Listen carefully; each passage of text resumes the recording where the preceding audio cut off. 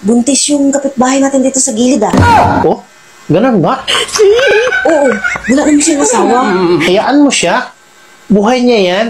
Siguro ikaw ang ama, ano? Bakit ang pagbibintangan mo? Silang gilid ng bahay natin, buntis din. Malapit ng mga anak. Wag mo na silang pakialaman. Buhay nila yan. Ikaw din siguro ang ama niya.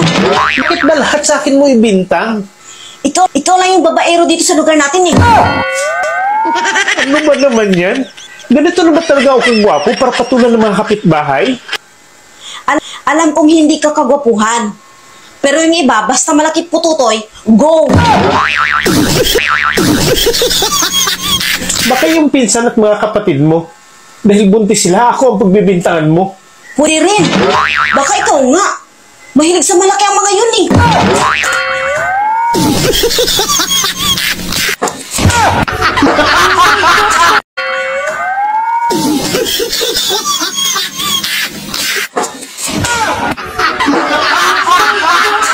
Pwede rin.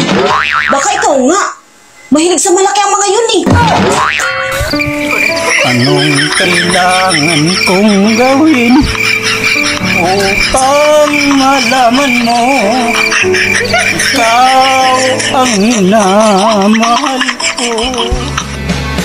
Lunes, mujo di kay daghang